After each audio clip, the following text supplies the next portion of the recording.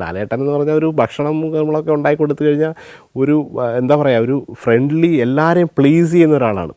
ഇനിയിപ്പോൾ ഇഷ്ടമല്ലെങ്കിൽ പോലും അദ്ദേഹം ഒരിക്കലും അത് ഇഷ്ടമല്ല എന്ന് പറയില്ല. ആ ഒരു രീതിയിൽ ഇപ്പോൾ മമ്മൂക്കയൊക്കെ ആണെങ്കിൽ കൃത്യമായിട്ട് ഇതൊക്കെ പറയും. അപ്പോൾ ലാലേട്ടനൊക്കെ ഭക്ഷണം കൊടുത്തു കഴിഞ്ഞാൽ ഇവനൊരു കറിവേപ്പില പോലും വളരെ ക്ലീനാക്കി മാറ്റി വെച്ചിട്ടത് നല്ല രീതിയിൽ കഴിക്കുകയും കൂടെ ഉള്ളവരെ കഴിപ്പിക്കാനും ശ്രമിക്കുന്ന ഒരാളാണ്. അപ്പോൾ ഇവർക്കൊക്കെ ഭക്ഷണം ഉണ്ടാക്കി കൊടുക്കുന്നതൊക്കെ ഭയങ്കര രസകരമായിട്ടുള്ള കാര്യങ്ങളാണ് ഓരോ സമയത്തും. കാരണം ഇവർക്കൊക്കെ ഏറ്റവും ബെസ്റ്റ് ഈ കഴിഞ്ഞ 30 വർഷമായിട്ട് ഇൻഡസ്ട്രിയിൽ നിൽക്കുന്ന കാരണം മമ്മൂക്കയും മോഹൻലാലും ഒക്കെ എവിടെ പോയാലും ഏറ്റവും ഫ്രഷും ഏറ്റവും ബെസ്റ്റായിട്ടുള്ള ഭക്ഷണമായിരിക്കും കഴിക്കുക.